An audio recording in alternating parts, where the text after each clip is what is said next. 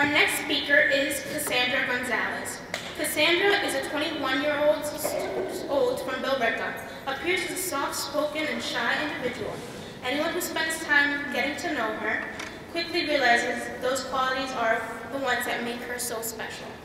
She has been living with a very supportive and loving family that includes her mother, stepfather, and 2 younger siblings. She is an intellectual individual who is also quite articulate and passionate with anything she devotes her time to completing. Cassandra is a humble individual who will typically minimize any praise someone may have for her, particularly when she has done something significant, such as graduate from high school. Cassandra is in her first year of college, currently attending Western New England University in Springfield, where she is pursuing a degree in psychology. She enjoys music, art, and is a creative writer. She is able to be compassionate with others, advocates for the underdog, and has a bold enthusiasm supporting a number of current social issues. She has a good sense of humor and is real, and it's a real joy when you are able to experience this with her, not to mention her infectious smile. Cassandra with us.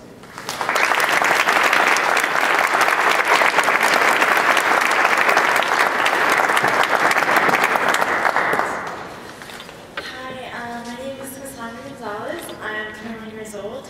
I first started working with DMH when I was 16. Over the course of my treatment, I have been diagnosed with major depression, bipolar disorder, severe social phobia, agoraphobia, as well as some substance abuse issues. For a long time, I was very, very, very social phobic. I could not leave my house. I couldn't talk to anyone. I couldn't look anyone in the eye, and I never felt in control of my emotions. There were times when I would have panic attacks just talking to people, where I would not be able to breathe.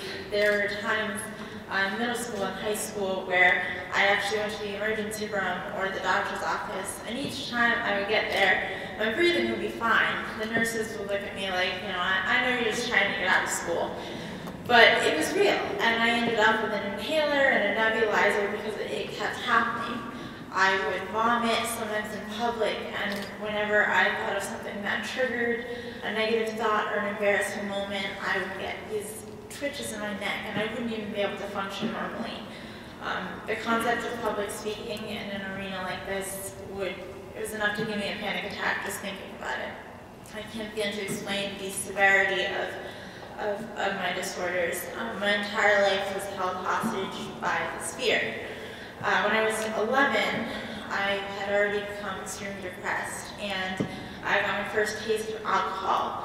I immediately sought more of it in my school. It was very easy to come by.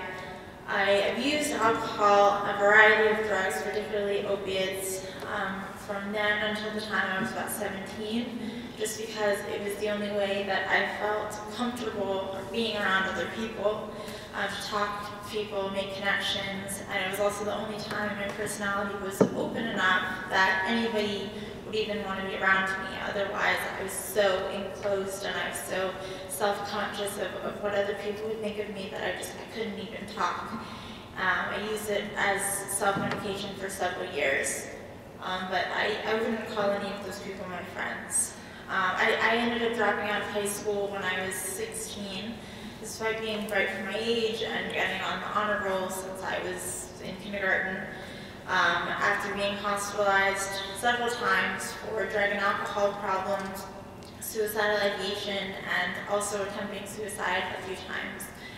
My self-esteem was as low as it could get. I actually thought that my plot in life was to live off my parents until I felt so guilty for taking their money that I just took it myself. I had zero ambition, and I didn't think I was capable of anything else. This was the first time that I met with my case manager, John Carriston. I remember the first time we met, I couldn't look him in the eye. I stared straight down at my lap with my hair over my face, a black hoodie and sunglasses. My words were soft and garbled. My tone was very despondent. I did not trust anyone. I was 100% certain that I would end up alone forever. Even when I was a child, I would tell my cousins, I want to be an aunt rather than a mom, just because I thought I'll never meet anyone that I'll be able to have kids months with. I thought I was alone, so damage control. John was very patient with me, more patient than anyone outside my family had ever been, and he believed in me. He, along with my doctors, set me up at a dual diagnosis support group and a recovery high school, which is for young people who have troubles with drugs and alcohol. He also introduced me to the TIP program through VinFen, which sets young adults up with people who will be their facilitators, their friends, or whatever they need. My first facilitator encouraged me to start volunteering because my anxiety was so bad I couldn't get a job, and I needed to do something. So I decided on a place that some of you probably have heard about, Mass Equality. At the time, my anxiety was so bad I couldn't use the phone. So she called, pretending to be me, to set up a time for me to help out. And when I got there to volunteer, I was dumbstruck because the physician was for phone banking. I'm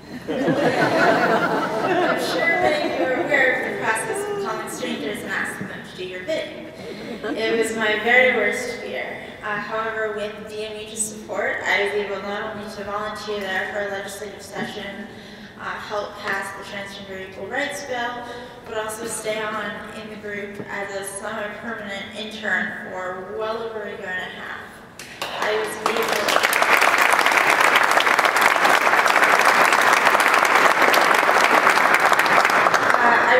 accomplish things beyond anything I thought I was capable of. It got me valuable job experience, which is helping me now, and I fostered valuable connections there. Meanwhile, I was introduced to someone who's become a very, very good and valuable friend to me, my new facilitator, Priscilla. Priscilla is one of the best things that's ever happened to me, best thing I could have asked for. You can ask any doctor, any person who's worked with me. I don't trust easily, and at first it was very difficult for her to communicate with me. I did not tell her anything. But slowly she opened me up. Every week, Thursday at 2 p.m., we would go to Dunkin' Donuts. And I mean, that seems very simple, but I can tell you in the first few months, as often as I could, I would pretend to see someone from my past with drugs and have an excuse not to go in. I was too afraid just to go inside to Dunkin' Donuts and order. But Priscilla stuck with me, and it slowly got easier. She showed me exposure therapy, which helped with the social phobia, and in turn helped with my substance abuse issues, just decreasing the need for me to self-medicate. Eventually, my treatment team got me into a therapeutic high school at the age of 19. I hadn't been hospitalized since DMH had started working with me, and they were an important part of my acclimation to this new school. This was actually my 5th high school, but I had still not graduated 10th grade. So for the entire summer, I was in an excellent assessment program that had superb faculty in Chelmsford, with John and Priscilla by my side. For that summer, I was still too anxious to even get on the bus that would take me to school, but she helped me gain confidence. She still picked me up every Thursday for coffee, and she became one of the closest friends I've ever had, never deserted me even to this day, now that I live 2 hours away. It seems like such a small action, but when you're afraid to leave your home, even going down the street to a coffee shop is a big deal. I thought I could hide from the world. Priscilla taught me not to be afraid of what others thought, which is the very crux of my disease. She actually helped me feel comfortable around other people without using drugs, which hadn't happened really ever in my life. Even when I was an infant, I had high anxiety. And both John and Priscilla were instrumental on June 5th, 2014, when at the age of 20, I finally graduated high school as valedictorian.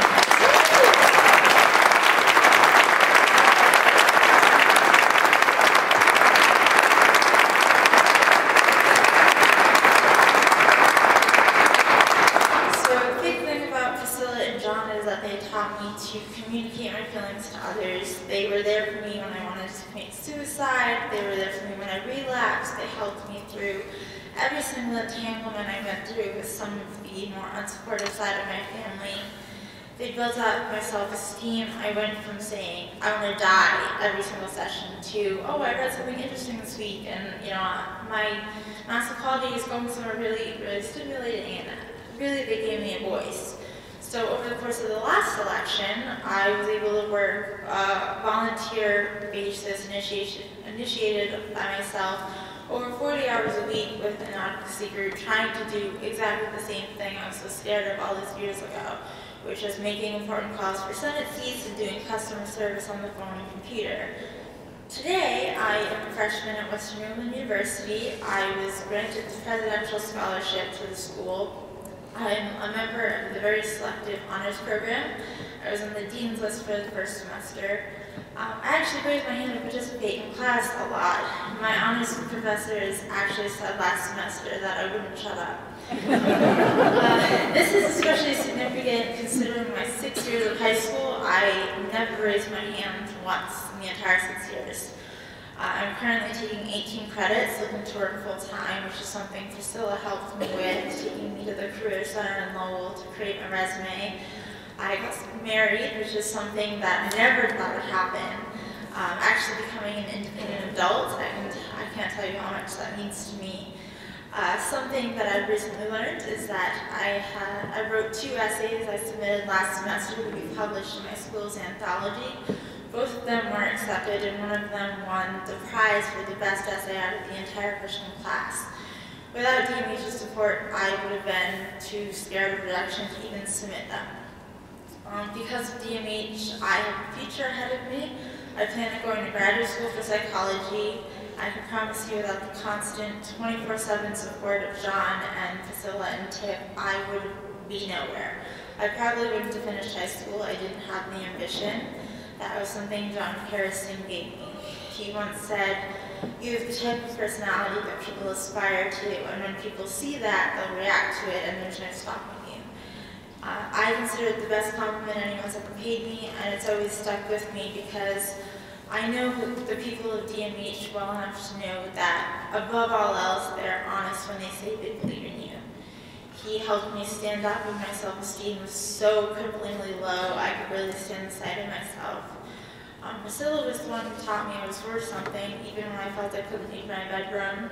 Because of them, I haven't used drugs or alcohol in 4 years as of January.